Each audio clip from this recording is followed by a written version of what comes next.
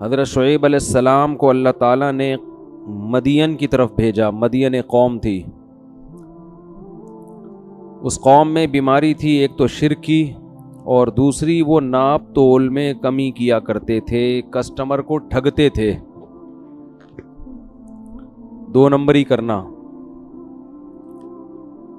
تو حضرت شعیب علیہ السلام نے ان کو سمجھایا اوفوا الکیل والمیزان, جب وزن کرو یا کیل کرو. کیل کہتے ہیں مخصوص پیمانہ, مخصوص برتن جس کو ناپنے کے لیے رکھا ہو.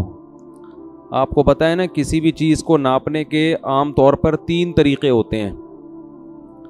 ایک کو اردو میں کہتے ہیں مساحت, یعنی گزوں کے ذریعے ناپا جائے کسی چیز کو, فٹ کے ذریعے ناپا جائے.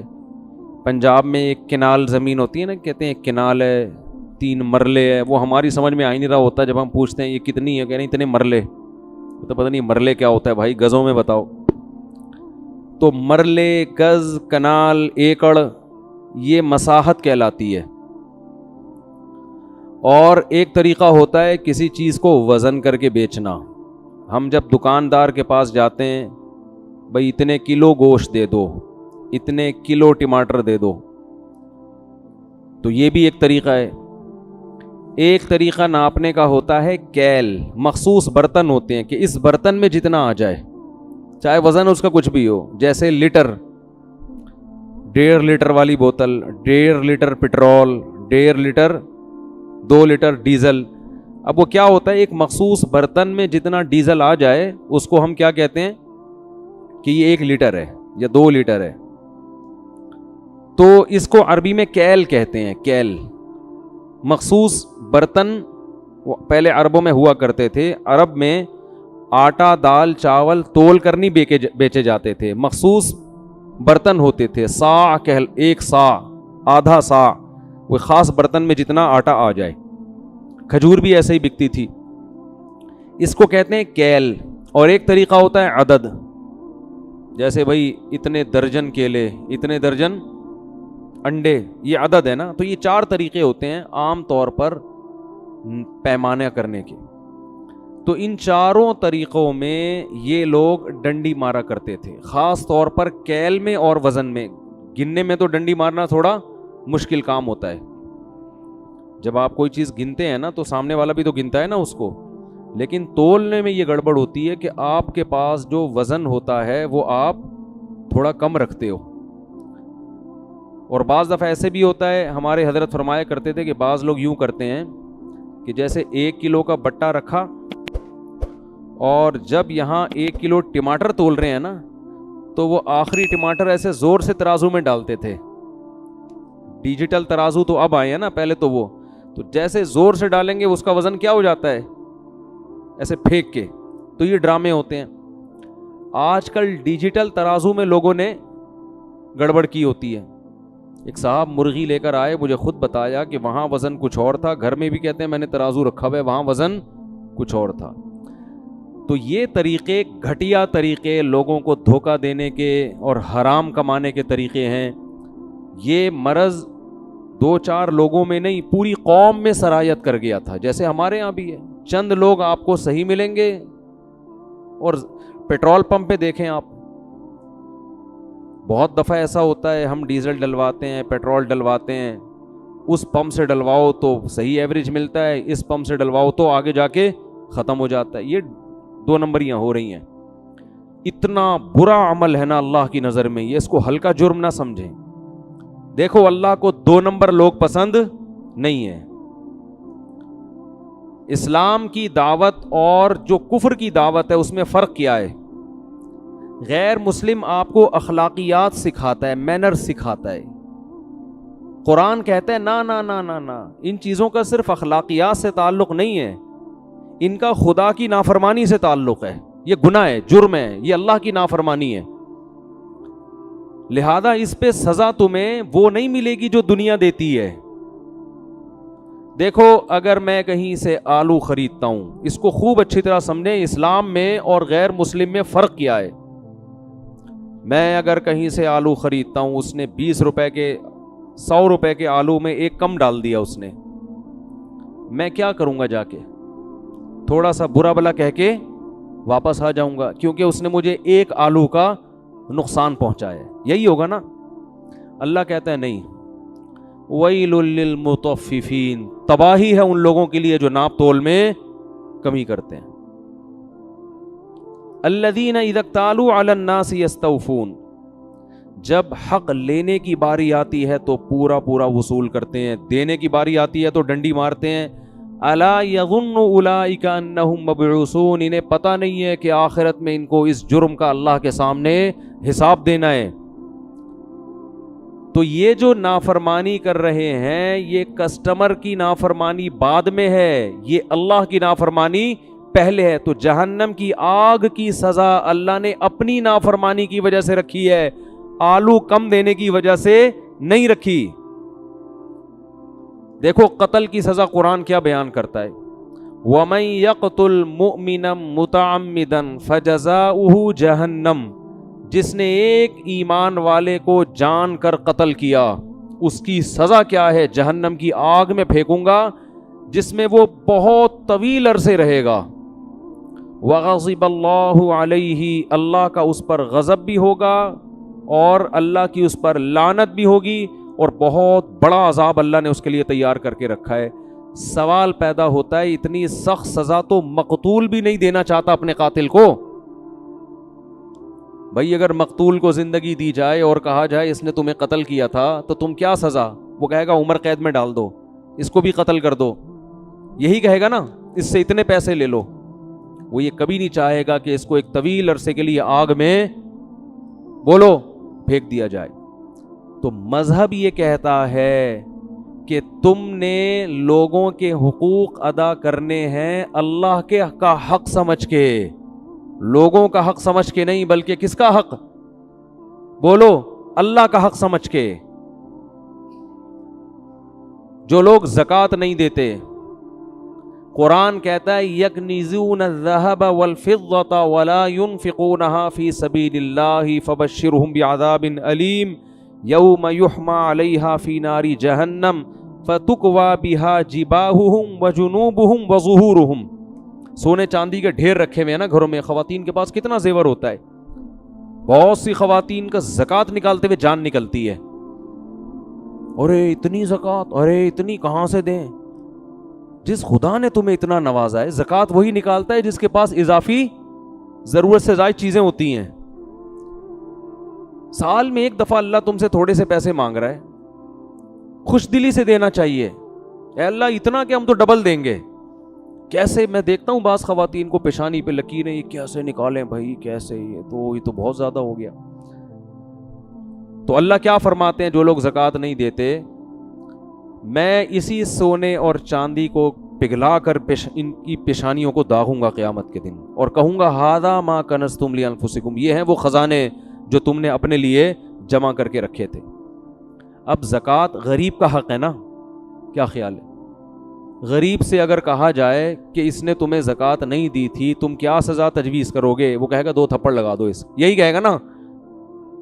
نہیں آ رہی بات میرا خیال ہے. وہ کبھی اس پہ راضی نہیں ہوگا کہ اس سونے اور چاندی کو پگھلا کے اس کی پیشانی کو داغا جائے، یہ گرم کر کے اس کی پیشانی پہ ڈالی جائے. وہ کہے گا بھائی یہ اتنا بڑا جرم نہیں ہے. لیکن اللہ کہے گا جرم اس لیے ہے کہ زکوٰۃ غریب کا حق نہیں ہے. زکوٰۃ کس کا حق ہے؟ میرا حق ہے. میں نے پیسہ دیا ہے تو مجھے اس کا ٹیکس دو، میرا شکر ادا کرو. اور میرا شکر ایسے ہوگا کہ جن غریبوں کا رزق میں نے اپنے ذمے لیا ہے وہ اسی طرح لیا ہے کہ کسی کو براہ راست دوں گا، کسی کو تمہارے ذریعے سے دوں گا.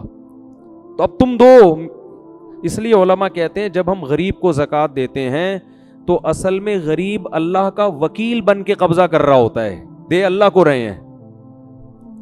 جیسے میں نے کسی کو پیسے دینے ہیں دکان پہ، قرضہ چڑھا ہوا ہے، فرض کرو آپ نے مجھے پیمنٹ کرنی 1 لاکھ روپے. میں کہتا ہوں یار وہ ڈائریکٹ جا کے راشن والے کو دے دو، میرا قرضہ چڑھا ہوا ہے. چڑھا ہوا نہیں ہے، ایک مثال دے رہا ہوں، ٹھیک ہے نا. آپ جا کے ڈائریکٹ اس کو دے دیں تو اس کا ہاتھ ہوگا، اصل میں وہ کس کا ہاتھ ہے؟ میرا. وہ میرا نمائندہ بن کے، وکیل بن کے قبضہ کر رہا ہے. آپ مجھے ہی دے رہے ہیں، ورنہ آپ کو اس سے کیا واسطہ؟ وہ کون ہے؟ آپ کا راشن سے کیا تعلق بھائی؟ تو اللہ تعالیٰ بھی ہم سے پیمنٹ مانگتے ہیں, بھائی میری پیمنٹ کا ٹائم آ گیا, مجھے دے دو. اگر تم شکر ادا کرتے ہو نا, مانتے ہو کہ پیسہ میں نے دیا ہے, تو نکالو پیسے. اے اللہ کہاں عرش پہ جائیں ہم تجھے دینے کے لیے؟ نہیں آ رہی بات میرا خیال ہے. اے اللہ ہم عرش پہ جائیں, ہم کہاں جائیں؟ کیا بیت اللہ جا کے خانہ کعبہ میں ڈال دیں؟ آغا خانی لوگ تو ڈال رہے ہوتے ہیں نا, وہ اپنے ان کو باباؤں کو دے رہے ہوتے ہیں, اور کچھ لوگ نٹی جھٹی کے پل پہ جا کے کچھ پرچیاں ڈال رہے ہوتے ہیں, پتہ نہیں وہ سمجھتے ہیں اللہ تک پہنچ جائے گی یا حضرت فلاں تک پہنچ جائے گی. اللہ نے سمپل طریقہ رکھا ہے. اللہ فرماتے ہیں مجھ تک پہنچنے کے لیے مجھے دینے کی ضرورت نہیں ہے, کچھ میرے نمائندے اور وکیل ہیں دنیا میں. اس نوعیت کے جو غریب تمہیں مارکیٹ میں نظر آئیں, کوئی بھی نظر آئے تو بس وہ میرا نمائندہ ہے, اس کو پکڑا دو, نہیں دیا تو میں نہیں چھوڑوں گا تمہیں. سمجھ میں نہیں آ رہی بات؟ تو دیکھو اسلام اور غیر اسلام میں فرق یہ ہے کہ مسلمان مخلوق کا حق ادا کرتا ہے اللہ کا حکم سمجھ کے. عبداللہ ابن مسعود رضی اللہ تعالی عنہ اپنے غلام کو کوڑے مار رہے تھے. غلام پہ کیا کر رہے تھے؟ بہت سختی, ماتحت تھا, بہت ٹھکائی لگائی اس کی. آپ صلی اللہ علیہ وسلم نے دیکھ لیا, فرمایا للہ اقدر علیک منک علیہ, اے ابن مسعود تجھے جتنی اس غلام پر اللہ نے قدرت دی ہے نا مارنے کی, اللہ کو تجھے سزا دینے کی قدرت تجھ پر اس سے بھی زیادہ ہے. اب دیکھو اللہ کیوں سزا دے رہا ہے؟ بھائی غلام کو اگر کوئی زیادہ زیادہ مارے گا تو گورنمنٹ سزا دے گی نا, کہ بھائی جتنا اضافی مارا ہے تو آپ کو بھی اتنی. وجزاء سیئۃ سیئۃ مثلھا, قرآن کہہ رہے جیسی برائی ہے اسی کے بقدر بدلہ ہے. تو 3 کوڑے مارے تو 3 کوڑے لگ جائیں, ایسا ہی ہونا دنیا کا یہی اصول ہے نا. ارے کسی نے آپ کے ایک تھپڑ مارا تو قرآن آپ کو اجازت دیتا ہے کہ جتنی اسپیڈ سے مارا ہے اتنی اسپیڈ سے آپ بھی اس کے رکھ دیں, وہاں پہ لے جا, اجازت دی ہے قرآن نے. بہتر ہے کہ معاف کر دیں, لیکن اگر مارنا چاہتے ہیں تو 1 مارا ہے تو پھر 2 مارنے کی آپ کو اجازت نہیں ہے. جتنی انگلیاں اس کی چھپی ہیں اتنی ہی اسپیڈ سے آپ نے بھی وہاں کیا کر دینی ہے, چھاپ دینی. ٹھیک ہے نا؟ ایسے نہیں مارنا کہ کل وہ اخبار میں آ جائے. وہ حضرت موسیٰ علیہ السلام نے جو مکہ مارا تھا نا, جس پہ بندہ اخبار میں آ گیا تھا, وہ ان کی نیت تھی نہیں, اس کی قسمت تھی کہ وہ اگلے دن اس کا نام, پہلی سرخی تھی یہی کہ حضرات فلاں جگہ پر ایک فرعونی کی لاش ملی ہے, سمجھ میں نہیں آ رہا کہ وہ مرا کیسے ہے. تو آپ کو اجازت دی ہے, لیکن اللہ کیا سزا دے رہا ہے؟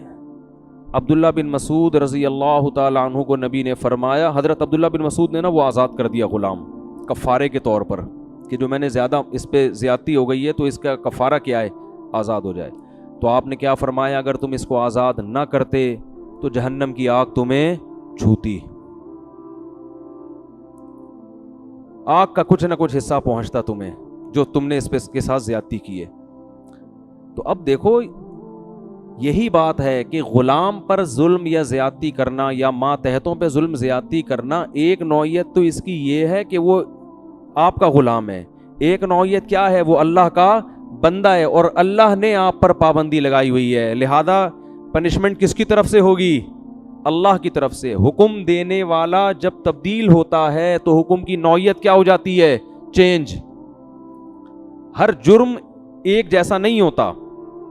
آپ کو آپ کا بھائی کہتا ہے پانی لے کر آؤ, بڑا بھائی کہتا ہے, آپ نہیں لاتے, یہ بھی جرم ہے. یار بڑا بھائی آپ سے 15 سال بڑا ہے اور آپ سے پانی منگوا رہا ہے اور آپ ڈھیٹ بن کے بیٹھے ہوئے ہو, لیکن آپ کا باپ بولتا ہے پانی لے کر آؤ, چھوٹا جرم ہے بڑا جرم ہے؟ حالانکہ ایک ہی جنس ہے نا, وہاں بھی پانی نہیں لے کر آئے اور یہاں بھی پانی نہیں لے کر آئے, لیکن آرڈر دینے والے کی آرڈر سے نوعیت میں فرق. اور جناب آپ ڈی ایس پی صاحب بیٹھے ہوئے ہیں اور ایک عام پولیس والے کو ڈی ایس پی صاحب کہتے ہیں, کچھ بھی آرڈر دیا ڈی ایس پی صاحب نے کہ جاؤ ذرا فلاں کی انکوائری کر کے آؤ, وہ جا ہی نہیں رہا, ہل ہی نہیں رہا ہے, ہو سکتا ہے سسپینڈ کر دے اس کو. اس پہ ایک آفیسر, بہت بڑا فوج میں آفیسر, ایک عام فوجی کو آرڈر دیتا ہے کہ جاؤ ٹریننگ کے دوران نا, چھوٹا سا کام لگا دیا کہ جاؤ دوڑ کے یہ لے کر آؤ, کوئی ٹریننگ کے دوران, وہ نہیں آ رہا, کہہ رہا ہے سر میں نہیں آ رہا, ہو سکتا ہے ٹریننگ سے باہر نکال دیا جائے. اب آپ کہیں یار میرے بھائی نے مجھے بولا تھا یہ لے کر آؤ، میں نہیں لے کر آیا تو اس نے تو گھر سے باہر نہیں نکالا. یہ آرمی کا عجیب سیٹ اپ ہے یار. مجھے آفیسر نے کہا یہ کرو، میں نہیں کر رہا، میرا کورٹ مارشل ہو گیا. بھائی نوعیت کیا ہو رہی ہے؟ مختلف. تو سب سے سنگین غلطی، سب سے سنگین نافرمانی یہ ہے کہ جو اس کائنات کو بنانے والا، جس نے آپ پر احسانات کی بارش کی، احسانات کے سمندر میں ڈبو دیا آپ کو، آپ اس کے آرڈر کو فالو نہ کریں. اس سے بڑا جرم دنیا میں کوئی نہیں ہے. لیکن اس کی رحمت چونکہ اس کے غصے پر غالب ہے، اس لیے اس نے ایک رحمت والا معاملہ کیا ہے کہ ایک دفعہ بھی جرم کرو گے نا تو اصولی طور پر تو اس کی سزا یہ بننی چاہیے تھی کہ میں تمہیں جہنم کی آگ میں ڈالوں، لیکن موت سے پہلے پہلے میں نے توبہ کا آپشن رکھا ہے. یہ آپشن گھروں میں نہیں ہوتا. نہیں آ رہی بات سمجھ میں؟ کوئی آفیسر اگر عام فوجی کو بولتا ہے یہ کام کرو، کہہ رہے نہیں کر رہا، ایک دفعہ سوری، ٹھیک ہے نا، 2 دفعہ سوری، تیسری دفعہ میں کیا کہے گا؟ کورٹ مارشل ہوگا کہ نہیں ہوگا؟ لیکن اللہ نے 3 کروڑ دفعہ بھی اگر آپ نے نافرمانی کر لی اور 3 کروڑویں مرتبہ آپ نے توبہ کر لی تو موت سے پہلے پہلے توبہ کا آپشن بولو رکھا ہے، کیونکہ وہ اس کی رحمت اس کے غصے پر غالب ہے. لیکن وہ رحمت جب ہی ہوگی نا جب آپ بھی تو کچھ کریں. آپ سوری کرنے کے لیے تیار ہی نہیں ہو تو پھر کیسے وہ آپ اس کی رحمت کی امیدیں لگا کے بیٹھتے ہو؟ تو شعیب علیہ السلام نے اپنی قوم کو کیا کہا کہ ناپ تول میں کمی بولو مت کرو. قوم کی کھوپڑی میں یہ بات آج بھی نہیں آتی، قوموں کی کھوپڑیوں میں آتی ہیں. آپ سمجھاؤ سبزی والوں کو یہ نہ کرو، کہہ رہے ہیں ابے اس کے بغیر تو گزارا ہی نہیں ہوتا، ابے سبھی یہی کر رہے ہیں، ابے بھائی موقع کون سے دور میں رہتے ہو، یہ ٹوپی ڈرامے شروع ہو جاتے ہیں. تو وہ قوم بھی کہنے لگی. پھر وہ ایک جرم یہ بھی کرتے تھے کہ راستوں میں بیٹھ جاتے تھے، اور جو لوگ بھی حضرت شعیب پر ایمان لاتے نا ان کو وسوسے ڈال ڈال کے اللہ کے راستے سے روکتے تھے. جو کام آج فیس بک اور یوٹیوب پہ ہو رہا ہے. اچھے بھلے لوگ جب دین کی طرف آتے ہیں ان کو فرقواریت میں الجھا دینا، ان کو علماء کے خلاف، محدثین فقہا کے خلاف، صحابہ کے خلاف، وہ صحابہ سے یہ غلطی ہوئی، وہ اسلام ہی مشکوک لگنے لگتا ہے. اسلام کے جو بیسک احکام ہیں جو صدیوں سے جن پر اتفاق چلا آ رہا ہے ان میں شک پیدا کر دینا. جیسے غامدی صاحب تو ماشاءاللہ ہول سیل کے حساب سے یہ کام کر رہے ہیں. میرا دل نہیں چاہتا نام لوں لیکن کیا کروں، پھر وہ سمجھانا پڑتا ہے نا. ہر اسلام کے موٹے موٹے احکام میں کیا پیدا کر دیا؟ شک. اس سے کیا ہوگا؟ لوگ نا ہر حکم کے میں کنفیوز ہو جائیں گے. اسلام کے بہت سے احکام ایسے ہیں جن کو فالو کرنے میں بڑی قربانی دینی پڑتی ہے، بہت بڑی قربانی. اگر آپ اس میں کنفیوز ہو جائے نا کہ یہ اللہ کا حکم ہے بھی یا نہیں ہے تو آپ قربانی دینے کے لیے آمادہ نہیں ہو. 3 طلاق کا مسئلہ دیکھ لو، غصے میں لوگوں کے منہ سے 3 طلاقیں نکل جاتی ہیں. اب کچھ لوگوں نے کنفیوز کر دیا، کہا کہ 1 ہے، کوئی کہا 3 ہے. تو اب آپ کے لیے اس 3 والے حکم کو فالو کرنا بہت مشکل. کہو گے یار پتہ نہیں حرام ہوئی بھی ہے میں اچھی بلی بیوی بچے چھوڑ دوں، حالانکہ یہ بھی اتفاقی مسئلہ چلا آ رہا تھا صدیوں سے. تو ایسے ہر مسئلے میں ہر مسئلے میں کیا کنفیوژن. پہلے یہ تھا کہ بھائی 3 ہی ہوتی ہیں، غصے میں نکلی جو بھی ہے رو یا دھوئے گا، لیکن یار واپسی کا آپشن کیا ہو گیا؟ ختم، صبر آ جائے گا. اب صبر نہیں آتا کیونکہ فتوے دینے والے آپ کو مارکیٹ میں ہول سیل کے حساب سے ملیں گے. تو یہ جو امت کی اجتماعیت کے خلاف جو لوگ چل رہے ہیں نا، یہ بھی لاشعوری طور پر لوگوں کو اللہ کے راستے سے روک رہے ہیں. اسلام کے بہت سارے احکام میں تراویح دیکھ لو، صدیوں سے لوگ 20 رکعت تراویح پڑھتے چلے جا رہے ہیں. اب کیا ہے؟ تراویح میں کنفیوژن پیدا ہو گئی، یار پتہ نہیں کتنی ہے، اس کے کلپ سنو، یہ اس کے کلپ سنو. اب وہ شوق اور رغبت رہے گی؟ کیونکہ 20 رکعت پڑھنا آسان نہیں ہے مشکل کام یہ. لیکن ایک لوگوں کا مائنڈ تو تھا نا کہ یار صدیوں سے اس پر امت کا اتفاق ہے. صحابہ، تابعین، غامدی صاحب نے تو نفس تراویح کا ہی انکار کر دیا کہ ہے ہی نہیں ہے نماز. اب کیا ہوگا؟ لوگ آ کے کھڑے ہوں گے، یار پتہ نہیں ہے ہم بدعت تو نہیں کر رہے کہیں. تو کچھ لوگ جان کر اللہ کے راستے سے روک رہے ہیں، کچھ کیا کر رہے ہیں؟ کنفیوژن پیدا کر رہے ہیں. اب دیکھو پردہ اسلام کا ایک حکم ہے، اس میں 2 رائے نہیں ہے. خواتین جو پردہ نہیں بھی کرتی ان کو پتہ ہے ہم غلط کر رہی ہیں، لیکن اگر آپ تقریروں سے یہ کہہ دیں کہ پردہ تو دل کا ہونا چاہیے اور یوں بھی ہے اور ایکچولی یہ وہ، تو کیا ہوگا؟ وہ کنفیوز ہو جائے گی، وہ کہے گی بھائی ایسا ہی ٹھیک ہے، پتہ نہیں ہے بھی کہ نہیں ہے. داڑھی کے بارے میں آپ نے شک پیدا کر دیا، اور وہ ایک مشہور فنکار ہیں, انہوں نے توبہ کر کے شوبز کی دنیا کو چھوڑا. ہمارے وہ مشہور پروفیسر صاحب نے فتویٰ دیا کہ اسلام میں ڈرامے کرنا اور یہ سب شوبز کی دنیا, کوئی اس میں ناجائز کام نہیں ہے. وہ دوبارہ کیا کر رہے ہیں, وہی کام کرنا شروع کر دیا انہوں نے. ٹھیک ہے نا. تو گلوکار کو گلوکار بننے سے نہیں روکا جا رہا. پہلے گلوکار توبہ کرتے تھے, فلم ایکٹرز توبہ کر لیا کرتے تھے, داڑیاں آ جاتی تھی, نمازی بن جایا کرتے تھے. اب ان کو یہ بتایا جا رہا ہے, سنگر کو بتایا جا رہا ہے, گانے بجانے چھوڑنے کی ضرورت نہیں ہے, قوالیاں پڑھیں اب آپ. ٹھیک ہے نا. اور سب کچھ ایسے ہی چل رہا ہے. تو بعض لوگ جان کر اللہ کے راستے سے روکتے ہیں اور بعض کی نیت نہیں ہوتی, مگر کام ایسا ہوتا ہے کہ لوگ کنفیوز ہو جاتے ہیں. میں نے بتایا میرے پاس کئی اس طرح کیسز آ چکے ہیں کہ آغا خانی سے ایک شخص مسلمان ہوا, تبلیغی جماعت میں چلا گیا. تبلیغ والے کوئی فرقہ واریت نہیں پھیلاتے, سیدھا سیدھا اللہ کا دین سکھاتے ہیں. وہ کہتے ہیں میں اتنا اچھا مسلمان بن گیا, میرے ساتھ اور بھی چند ایک رشتہ دار تھے, جماعت المسلمین والے ٹکر گئے. انہوں نے کہا یہ تو حنفی ہیں, یہ لوگ تو فقہ حنفی کو فالو کرتے ہیں, نبی تو نے تو قرآن و سنت پہ چلنے کا حکم دیا. کہہ رہے اتنا وسوسے پیدا ہوئے کہ میرے ساتھ چند لوگ تو واپس مرتد ہو گئے دوبارہ. انہوں نے کہا ان کے تو اپنے ہی مسائل حل نہیں ہو رہے ہیں, پتہ نہیں آدھے یعنی پورا ملک تو گمراہ ہے, 4 آدمی کیا ہیں, یعنی ان میں تو جماعت المسلمین تو 4-5 ہی ہوں گے ٹوٹل ملا کے, ایسے ہی ہیں. اور وہ بھی پارٹ 1 پارٹ 2 بھی ہو گیا. اب تو تھوڑے دنوں میں جماعت المسلمین ایک ان میں پارٹ 1 میں چلا گیا, پھر اسے پتا چلا کہ پارٹ 2 بھی ہے. ٹھیک ہے نا بھائی. اسلام صدیوں سے آیا ہے, وہی اسلام ہے جو صدیوں سے پوری دنیا میں گیا. ملیشیا میں گیا فقہ شافی کی شکل میں, انڈونیشیا میں گیا فقہ شافی کی شکل میں, بر صغیر میں آیا فقہ حنفی کی شکل میں, افریقہ میں گیا فقہ مالکیہ کی شکل میں. اور ان چاروں فقہ کو سب نے ایکسیپٹ کیا کہ یہ برحق ہیں, ان میں سے کسی کو بھی فالو کر لو. اب آ کے آپ ایک ایسا کام کر رہے ہیں کہ سارے غلط ہیں, ہم کیا ہیں, ہم صحیح ہیں. تو اس کا مطلب آپ غلط ہیں, باقی سارے صحیح ہیں. 4 آدمی جنت میں نہیں جائیں گے. 4 سے مراد 4 لاکھ بھی ہو سکتے ہیں, 4 کروڑ بھی ہو سکتے ہیں. مسلمان تو اربوں میں رہے ہیں ہمیشہ. 4 آدمیوں کو آپ جنت میں لے جانے کے لیے لاکھوں کروڑوں کو کیا قرار دے رہے ہیں, گمراہ. تو اللہ کے راستے سے روکنے کے بہت سارے طریقے ہیں, کچھ دانستہ اور کچھ نادانستہ طور پر. خیر شعیب علیہ السلام کی قوم یہ جرم کرتی تھی, تو اللہ نے جب شعیب علیہ السلام دعوت دیتے دیتے دیتے طویل عرصہ گزر گیا نا, قوم پیسوں کے معاملے میں یاد رکھو لوگ مولاناؤں کی بات نہیں مانتے. ان کے ساتھ بھی یہی مسئلہ ہو رہا تھا.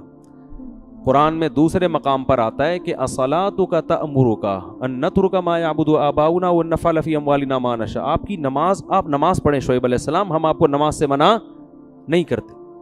ہماری تجارت میں آپ دخل اندازی مت کریں. پیسہ کیسے کمانا ہے یہ آپ کو نہیں پتا, یہ ہمیں پتا ہے. اب لوگ مولویوں سے تجارت کے مسائل نہیں پوچھتے. میں نے پچھلے سال نا تبلیغ کے کچھ اکابر تھے کیا ہیں, اللہ ان کی عمر میں برکت دے, پروگرام بنایا کہ ہم تاجروں کے لیے ورک شاپ کرواتے ہیں, ان کو تجارت کے مسائل سکھائیں گے. بڑے بڑے تاجروں سے میں نے رابطہ کیا, کسی نے لفٹ نہیں کرائی. میں نے ان بزرگ کو فون کیا, میں نے کہا لفٹ ہی نہیں کرا رہا کوئی. ویسے حضرت جی ہر وقت آگے پیچھے, مفتی صاحب ہمارے یہاں کب آئیں گے, ٹھیک ہے نا. اور نارملی بیان کے لیے بہت لوگ, انہوں نے کہا یہ جو تجارت کے مسائل کا لیبل ہے نا یہ بڑا خطرناک ہے. لوگ یہ سمجھتے ہیں مولانا لوگ ہماری تجارت میں کیا کر دیں گے, ٹانگ اڑا دیں گے, یہ حرام ہے, یہ ناجائز ہے. اچھا بھلا ابھی چل رہا ہے, چلنے دو, پتہ نہیں فیکٹری ہی نہ بند کروا دیں کہیں. یہ سمجھ میں نہیں آ رہی بات, حالانکہ ایسا بالکل بھی نہیں ہے. تو انہوں نے کہا ٹیکنیکل طریقے سے آپ ان کو یہ نہیں بتائیں کہ ہم تجارت کے مسائل بتا رہے ہیں, یہ مسائل کے لفظ سے ڈریں گے. ان کو یہ بتائیں ہم تجارت کے فضائل کی ورک شاپ کروا رہے ہیں. صحیح ہے نا, اسلام میں تجارت کے فضائل بھی ہیں نا. لیبل فضائل کا ہو, جیسے وہ لیبل ہوتا ہے امت کے اتحاد کا, کام کیا ہو رہا ہے, آگ لگانے کا. وہ بزرگ نے یہ لکھا, وہ بزرگ نے یہ لکھا, امت کو میں جوڑ رہا ہوں.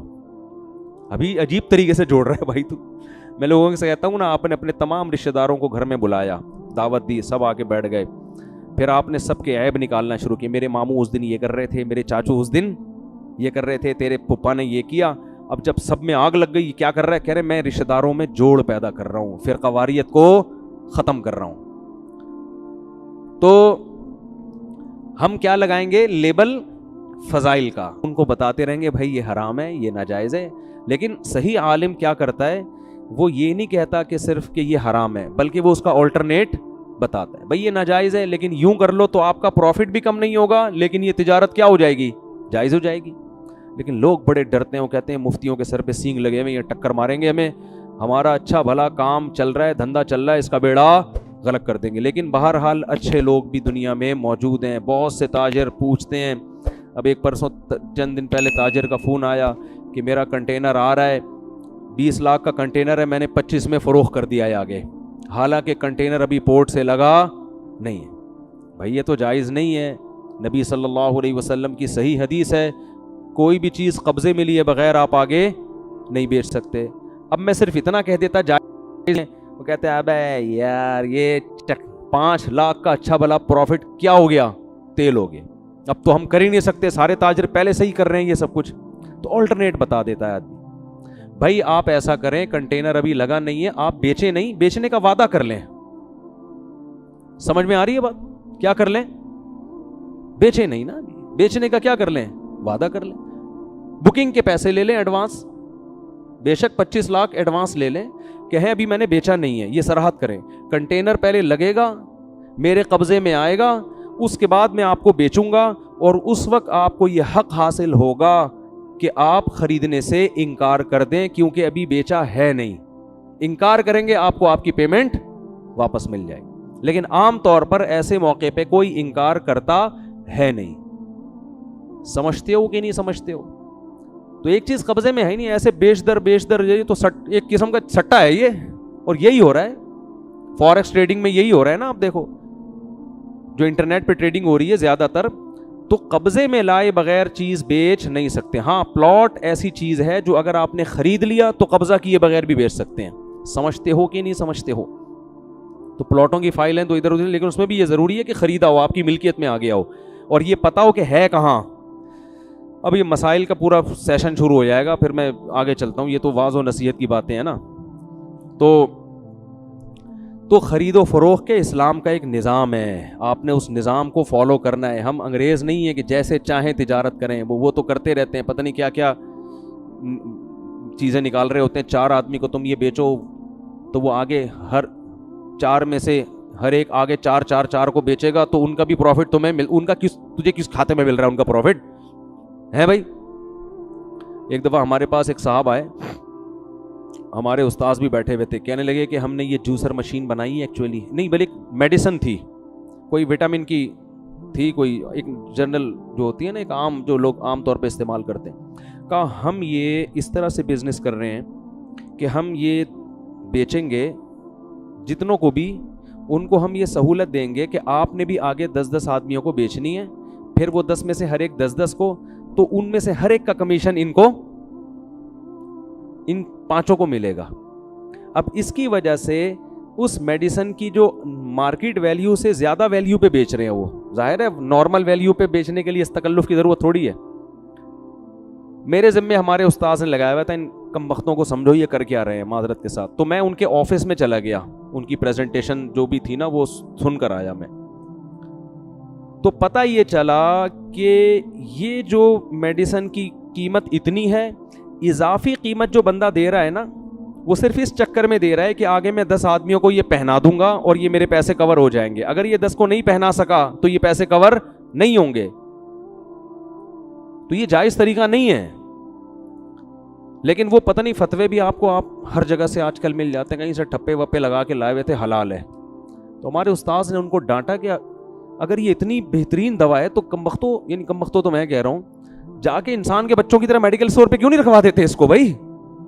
اس کی آپ پبلسٹی کریں، اس کی ایڈورٹائزمنٹ کریں، بتائیں بھائی اتنی مفید چیز ہے لوگ خریدیں.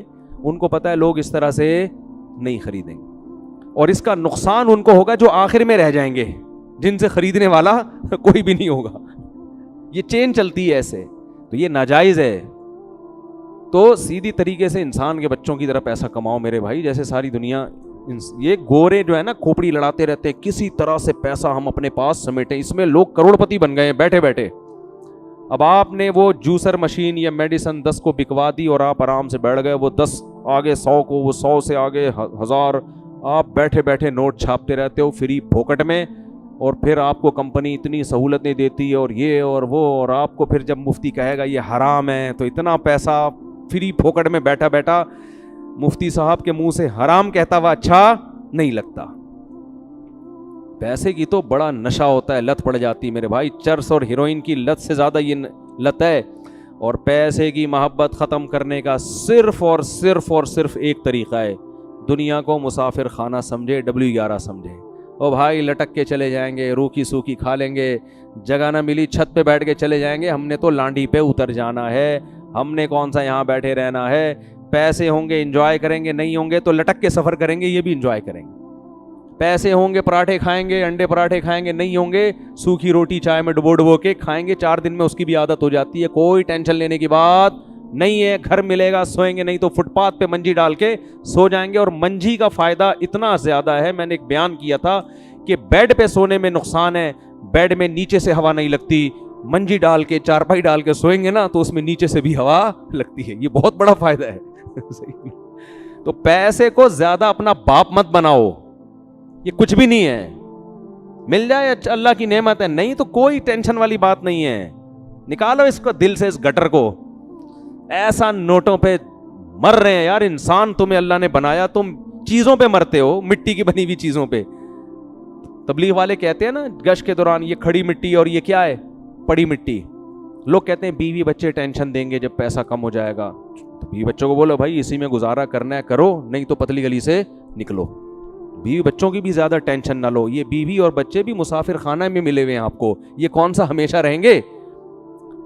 نہیں آ رہی بات میرا خیال ہے سمجھ میں. تو کسی چیز کو اپنے اوپر مسلط کرنے کی ضرورت نہیں ہے. غربت میں اگر بیوی بھاگ جائے نا آپ کی, تو اس کا مطلب یہ اچھی بیوی تھی نہیں. میرے پاس لوگ آتے ہیں, کسی کے میں راز فاش نہیں کر رہا, بہت لوگ آتے ہیں, پیسہ تھا تو بیگم ہمارے ساتھ تھی, اب میں غریب ہو گیا ہوں, جاب چھوڑ گئی ہے, بیگم کیا ہو گئی ہے, بھاگ گئی. وہ میرے پاس آتے ہیں کہ میں ان کو تعویذ بتاؤں کہ واپس آ جائے. میں ان سے کہتا ہوں شکر ادا کرو, بے وفا عورت بھاگ گئی ہے. آزمائش میں پتہ چلتا ہے. میں نے کہا اب اگر پیسہ آئے اس کو واپس مت لانا. میں نے کہا وہ اس کے دل میں تمہارا غم نہیں ہے, وہ اسے تم یاد نہیں آ رہے جس نے اتنا کھلایا, اور تم اس پر احسان کر کے بھی اس کو یاد کر رہے ہو, اور اس کی بے وفائی کے بعد بھی یاد کر رہے ہو. غیرت مند آدمی غیرت مند سے دل لگاتا ہے, جن کے دل میں غیرت نہیں ہے ان سے محبت نہیں کرتا. میں کہتا ہوں شکر ادا کر, ایسا موٹیویٹ کر کے بھیجتا ہوں, وہ الٹے تعویذ لے کے جا رہا ہوتا ہے کہ واپس نہ آئے. صحیح نا, اس کو میں اور پکا کر دیتا ہوں. میں نے کہا دفعہ لعنت بھیجو, کہہ رہے ہیں بچے بھی بھاگ گئے. میں نے کہا ایسے بچوں پہ بھی لعنت بھیجو. غیرت مند بچے ہونے چاہیے جو باپ کا غم میں ساتھ دیں. نہیں دے تو دفعہ, تو باپ ہے یار, تو بیٹا, تو اولاد تھوڑی ہے.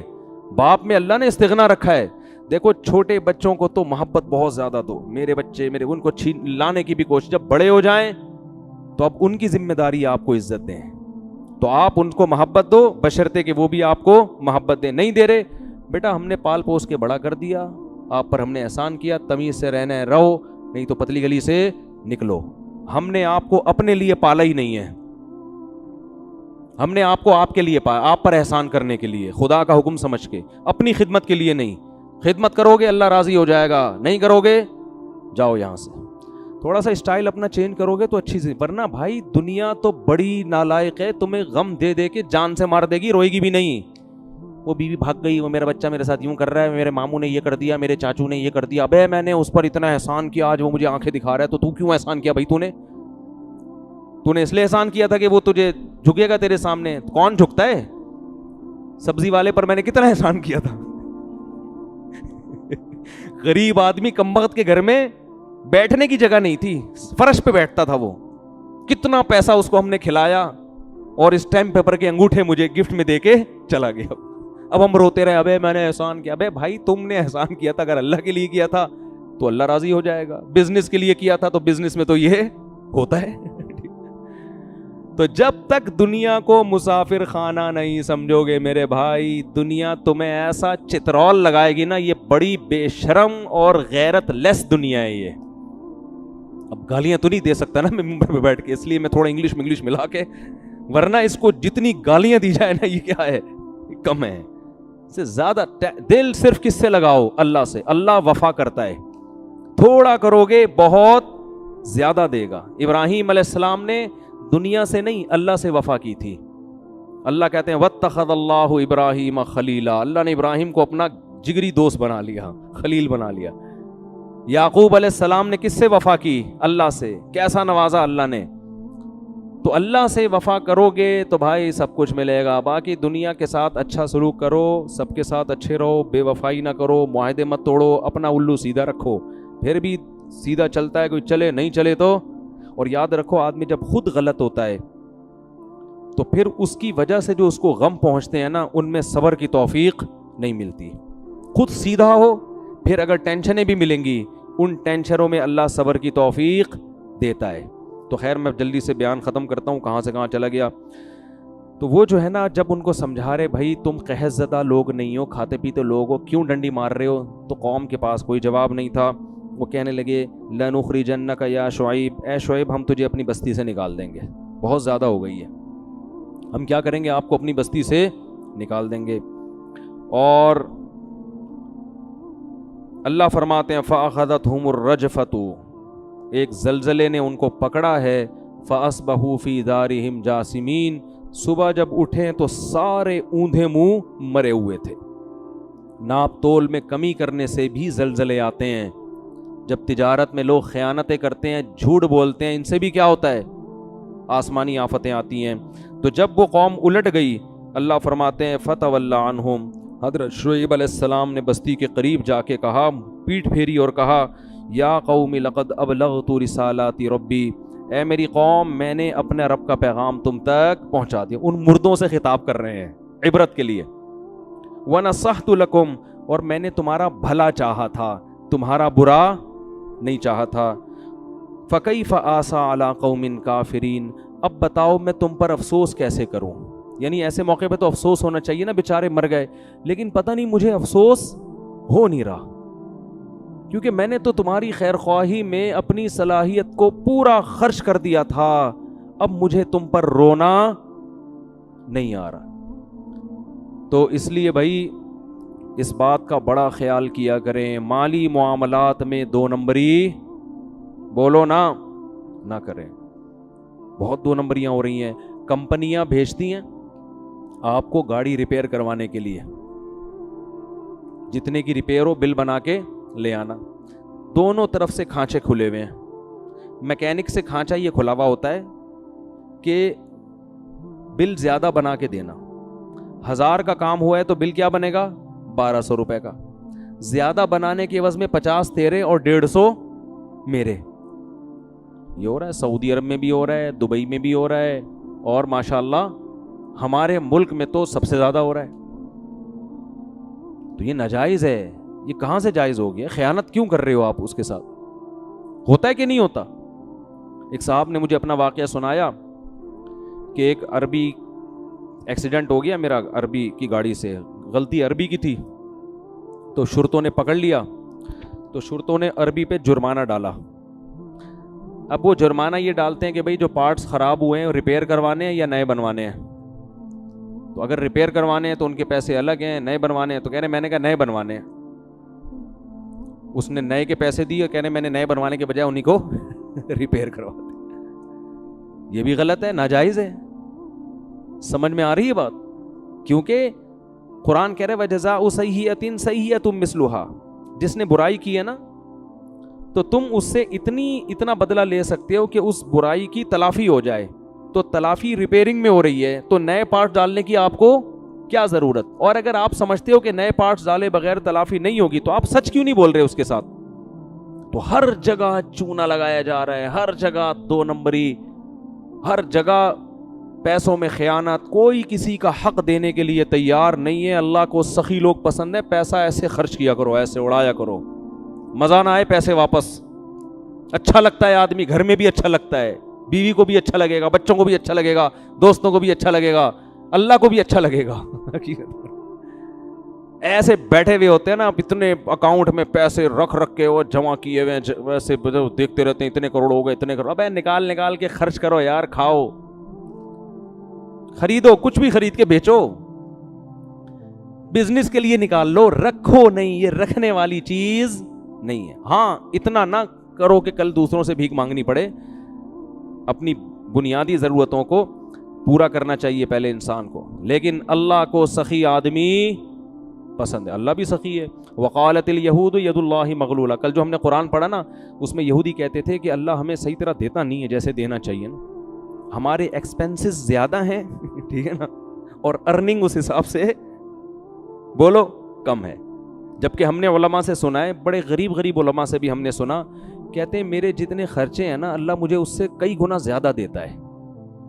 جب دل بڑا ہوتا ہے تو انسان ایسی باتیں کرتا ہے. میرے شیخ حضرت مفتی رشید احمد صاحب رحمہ اللہ تعالیٰ کی دارالعلوم کرنگی میں تنخواہ بہت تھوڑی تھی, اور پورے سال پیسے جمع کر کے نا اپنی تنخواہ سے بچا کے پیسے جمع کر کے پھر لاہور کا اپنے شیخ کی زیارت کے لیے ایک دفعہ سفر کرتے تھے. یعنی ٹرین کے ٹکٹ کے لیے تنخواہ بچا کے سال میں ایک دفعہ ٹکٹ کے پیسے بنتے تھے.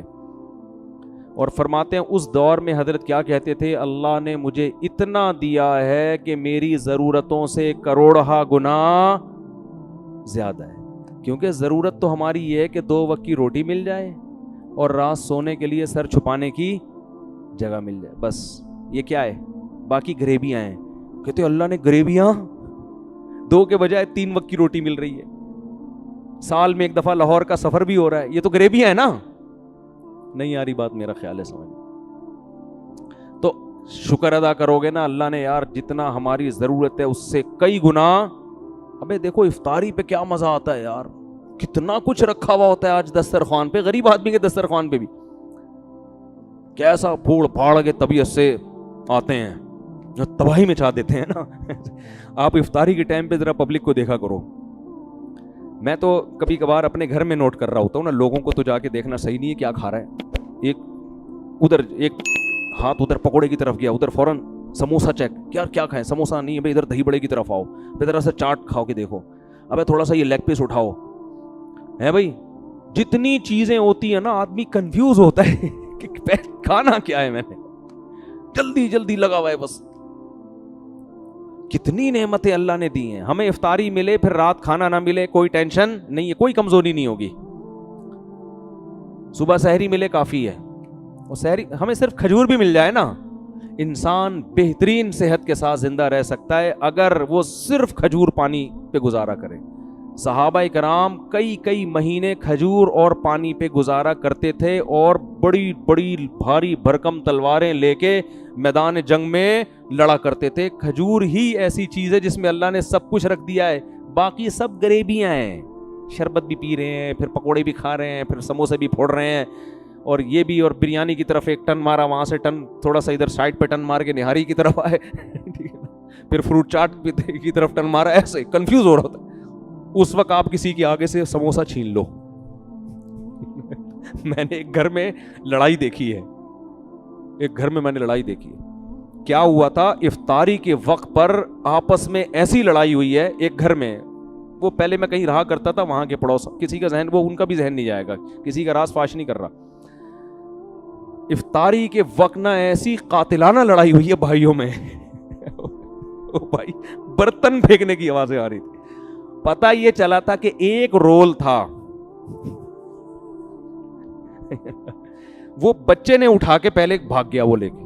اس پہ بڑے بھائی کو غصہ آیا کہ دوسرے بھائی پہ کہا کہ تیرا بچے کو اتنی تمیز نہیں ہے کہ بڑے بیٹھے ہوئے ہیں اور افطاری کے ٹائم پہ یہ رول اٹھا کے بھاگ گیا.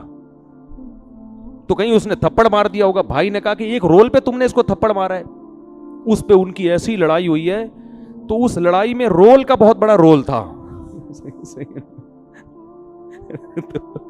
افطاری کے وقت جس سپیڈ سے کھا رہے ہوتے ہیں نا, اب دیکھو کوئی سموسوں کی طرف آ رہا ہے اور آپ وہ پلیٹ اپنی طرف کھینچ لو, پھر دیکھو اس کا میٹر چارٹ ہوگا کہ نہیں ہوگا. یہ تو انسان ہے یار.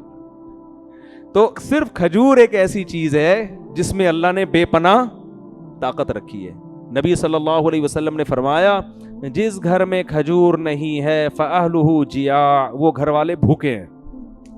اس لیے میرا اپنا معمول ہے گھر کے فریج میں جب سے میں نے یہ حدیث سنی ہے نا کوشش کرتا ہوں کھجور کا ایک دانہ بھی اگر ہے نا تو وہ رہے. ہر وقت گھر میں کیا ہونا، کھجور لازمی ہونا چاہیے. سرکہ کو نبی صلی اللہ علیہ وسلم فرمایا نعم الادام الخل، سرکہ بہترین سالن ہے. لیکن یہ نہیں جو کمپنیاں بنا رہی ہیں، یہ پتہ نہیں کیا کیمیکل ڈال رہی ہیں. جو اوریجنل سچی مچی کا سرکہ ہو جو پتہ نہیں کہاں ملتا ہے آج کل. ہم تو ترس گئے، کوئی خود ہی بنا لے یوٹیوب پہ سرچ کر کے تو شاید ہے، ورنہ وہ ہماری دادی بنایا کرتی تھیں. ایک ہماری دادی بناتی تھیں شلجم کا اچار، آہا ہا ہا. اب وہ بھی مارکیٹ میں اب کسی چیز پہ اعتماد ہی نہیں ہے. ایسے ہماری دادی اللہ ان کی مغفرت فرمائے ہندوستان کی تھی نا، تو وہ کھانے جو چٹپٹے وہیں سے آئے ہیں سارے انڈیا سے. تو وہ شلجم کا اچار خود اپنے مبارک ہاتھوں سے بناتی تھی. ایسے ہی اس میں مزہ ہاضم بھی ہوتا ہے بڑا ٹائٹ. پھر وہ سرکہ بھی بناتی تھی. اب نئی نسل کو تو پب جی کھیلنا آتا ہے، ان کو یہ کھانے بنانے نہیں آتے. ٹھیک ہے نا. تو وہ یہ چیزیں کیسی مزے کی چیزیں ہیں یار. ایسے شلجم کا اچار کہہ کے ہی بھوک بڑھنا شروع ہو گئی ہے. ٹھیک ہے نا. اس کا جو پانی بڑا مزے کا ہوتا ہے. تو سرکے کو نبی نے فرمایا بہترین سالن ہے. اچھا یہ جو سرکہ یہ چیزیں نا یہ ہلکی سی کھائی جاتی ہے. لوگ تجربے کر رہے ہوتے ہیں یوٹیوب پہ سرچ کر کے کہ جس نے 1 چمچ سرکہ نہار منہ پیا اس کو دل کے وال کھل جائیں گے. وہ بھائی یہ یوٹیوبرز کے دھوکوں میں مت آؤ. یہ تو پھینک رہے ہیں. خالی پیٹ جب 1 چمچ سرکہ پیو گے نا دل کے وال تو کھلیں گے، آنتیں بھی کھل جائیں گی آپ کے ساتھ ساتھ. حقیقت بتا رہا ہوں میں. وہ تیزاب کی طرح ہوتا ہے، وہ جلا دے گا آنتوں کو جا کے. ایک صاحب نے یوٹیوب پہ سرچ کر کے نا گرم پانی میں صبح لیمن کا قہوہ پینا شروع کر دیا کہ اس سے ویٹ کم ہوتا ہے. ویٹ تو کم ہوا، لیکن کیا نقصان ہوا ہے کہ وہ جو معدے کی دیواریں ہوتی ہیں نا اس میں تولیے کی طرح کی ہوتی ہیں، وہ دانے ختم ہونا شروع ہو گئے. کیونکہ وہ یہ بھی تو ایک تیزاب ہے نا، ایسڈ ہے لیمن. خالی پیٹ جا کے آپ کی دیواروں کو متاثر کر رہے ہیں معدے.